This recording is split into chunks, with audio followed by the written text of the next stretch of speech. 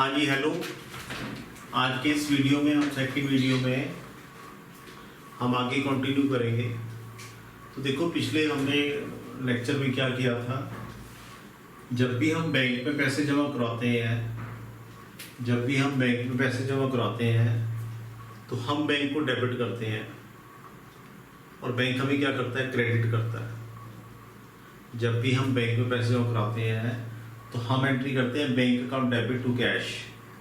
That means हम bank को debit करते हैं और बैंक में एंट्री आती है cash account debit to their customer, या ऐसे कह दो cash account debit to Pankaj Gupta. मान लो मैंने पैसे जमा कराए हैं तो मीन्स बैंक वाले हमें क्रेडिट करते हैं। ये बड़ी इंपॉर्टेंट चीज है, बस इस चैप्टर में ये पकड़ लेना, खून के अंदर चैप्टर चला जाएगा, ब्लड भी बदल जाएगा।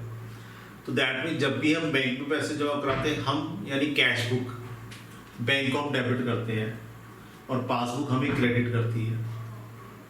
जब भी हम बैंक से पैसे निकलवाते हैं तो पासबुक यानी बैंक हमें डेबिट करता है, हम बैंक को क्रेडिट करते हैं। दोबारा सुनो, ये बड़ी इंपॉर्टेंट चीज है, इसको दिमाग में डालना मैंने तुम्हारे। जब भी हम बैंक में पैसे जमा कराते हैं तो हम बैंक को डेबिट करते हैं, हम मतलब कैश बुक, और बैंक वाले मीन पासबुक हमें क्रेडिट करती है। जब भी हम बैंक से पैसा निकलवाते हैं तो बैंक हमें डेबिट करता है, हम बैंक को क्रेडिट करते हैं। ठीक, हाँ जी, ये तो एक बेसिक बात है। अब आगे चलते थोड़ा सा। हमने ये किया था BRS बनाते क्यों है, उसका कारण ये था कि पासबुक और कैश बुक का बैलेंस कभी मैच नहीं करता। वो बैलेंस ना मैच करने के बहुत से कारण होते हैं, उन कारणों को आज एक एक करके हम शुरू करेंगे। जैसे आज के लेक्चर में पहला कारण डिस्कस करूंगा। वो कारण क्या है? वो कारण होता है जी, मान लो एक पार्टी ने मुझे चेक दिया, मान लो ये एक स्टूडेंट ने मुझे फीस दी, स्टूडेंट ने क्या दी, मुझे fees the, in the form of cash नहीं दी, उसने चेक दिया मुझे। बच्चे क्या दिया मुझे, फीस चेक में दी। तो उस चेक का मैं क्या करूंगा, ध्यान से सुने पूरी बात को। हाँ जी, तो वो चेक का क्या होगा, मान लो ये बच्चे ने मुझे चेक दिया है जो HDFC बैंक का चेक दिया है। बच्चे ने किस बैंक का चेक दिया मुझे, HDFC बैंक का। मतलब जो बच्चे के चेक है वो कौन से बैंक का है, HDFC बैंक का चेक है। और मान लो मेरा जो अकाउंट है वो SBI में, स्टेट बैंक ऑफ इंडिया में। मेरा अकाउंट कहाँ है, स्टेट बैंक ऑफ इंडिया में। तो बच्चे ने मुझे चेक दिया, चेक के ऊपर जहाँ नेम लिखा होता है उसने यहाँ मेरा नाम डाल दिया पंकज गुप्ता, नीचे फीस का अमाउंट लिख के मुझे चेक दे दिया। अब देखो उस चेक का मैं करूंगा क्या, वो चेक सबसे पहले मैं अपनी कैश बुक में रिकॉर्ड करूंगा।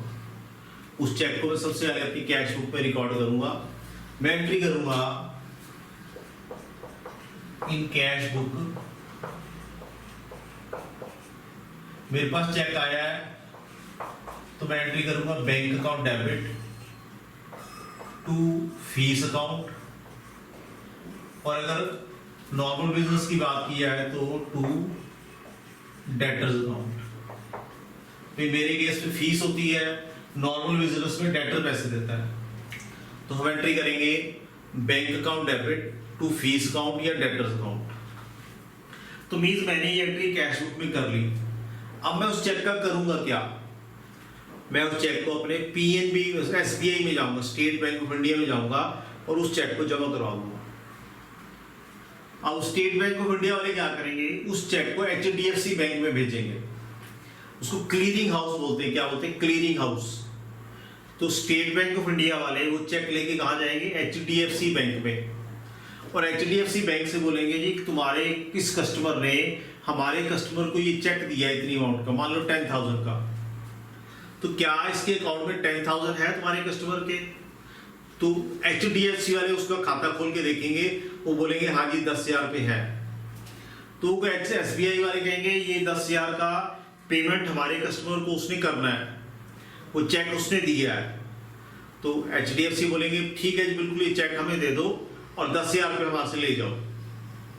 तो कौन किससे कितने पैसे लेके जा रहा है, स्टेट बैंक ऑफ इंडिया वाले HDFC वालों से कितने पैसे लेके आ रहे हैं, 10,000। तो ये पैसे कौन लेके आ रहा है, मेरा बैंक SBI पैसे लेके आ रहा है, किससे, HDFC से।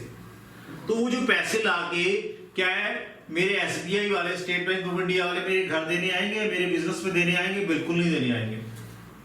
तो वो पैसे लाके अपने पास रख लेंगे, अपने पास रख के वो एक एंट्री करेंगे। अब बोलो स्टेट बैंक ऑफ इंडिया में पैसा आ रहा है कि नहीं आ रहा? बिल्कुल आ रहा है जी। तो स्टेट बैंक ऑफ इंडिया वाले एंट्री करेंगे कैश अकाउंट डेबिट। बोलो स्टेट बैंक ऑफ इंडिया को एचडीएफसी से कैश 10,000 मिला या नहीं मिला? बिल्कुल मिला जी। तो स्टेट बैंक ऑफ इंडिया के पास कितना कैश आ रहा है? 10,000 रुपए। अब क्या वो cash state bank of India का है या मेरा है? वो कैश जो एसबीआई को मिला है एचडीएफसी से, वो स्टेट बैंक ऑफ इंडिया का ही है या उनको जो मिला वो मेरे लिए मिला है? भाई फीस मेरी है ना, तो एसबीआई तो एजेंट का काम कर रहा है, उसे जाके पैसे लाया है। तो एसबीआई को जो कैश मिला है, एसबीआई के पास जो कैश आ रहा है, वो on behalf of Pankaj Gupta आ रहा है ना।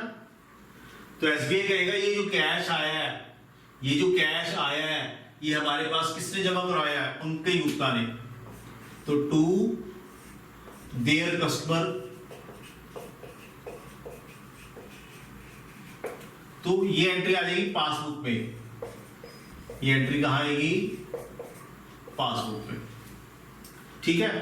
तो देखो होता क्या है, अब मान लो मैंने चेक जमा कराया था 29 मार्च को। कब जमा कराया था? 29 मार्च को। मैंने कब जमा कराया बैंक में चेक? 29 मार्च को।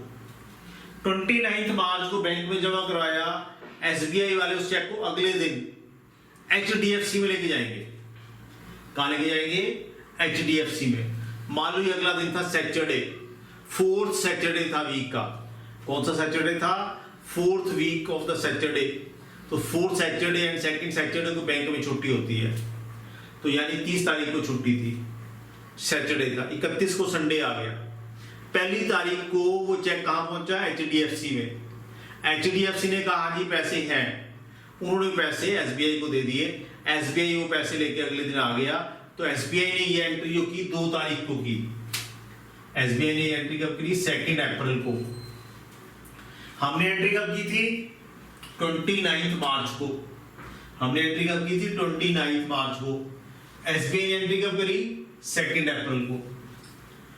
तो क्या 31 मार्च वाले दिन, क्या 31 मार्च वाले दिन पासबुक के अंदर पैसे आ चुके थे? हाँ जी। क्या 31 मार्च वाले दिन पासबुक में पैसे आ चुके थे? नहीं आए थे।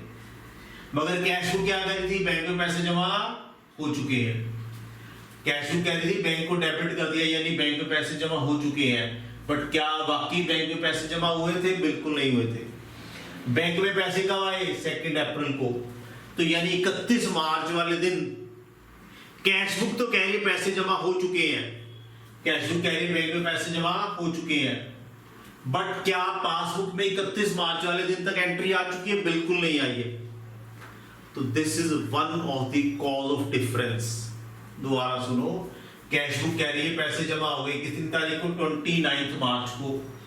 बैंक में एंट्री कब आई? 2 अप्रैल को। यानी 31 मार्च वाले दिन अगर हम बैंक बैलेंस चेक करेंगे तो कैश बुक बोलेगी ये पैसे जमा हो गए जी, मान लो 10,000 है, बट पासबुक में ये पैसे जमा नहीं हुए। तो बोलो दोनों बैलेंस सेम आएंगे या अलग आएंगे? बिल्कुल अलग आएंगे। कैश बुक का बैलेंस 10,000 ज्यादा आएगा और पासबुक का बैलेंस 10,000 कम आएगा। कैश बुक के अकॉर्डिंग ये पैसा जमा हो चुका है, पासबुक के अकॉर्डिंग ये पैसा जमा नहीं हुआ। ठीक है, ये छोटी छोटी सी बातें हैं, पहले इनको दिमाग में भरना है हमने। ये एक बार आ गई तो चैप्टर चला जाएगा खून के अंदर। ठीक है जी, ओके बाय बाय। ये लेक्चर्स बार बार रिवाइज कर रहे हैं, जितनी बार रिवाइज करोगे उतना तुम्हारे कोई चैप्टर आ जाएगा। और मैं तुम्हें बता रहा हूं एंड में तुम्हारी इतनी स्पीड हो जाएगी, ये क्वेश्चन 2 से 3 मिनट में सॉल्व करोगे। 2 से 3 मिनट में चैंपियन बना दूंगा, चैंपियन। ठीक है जी, ओके जी, बाय बाय।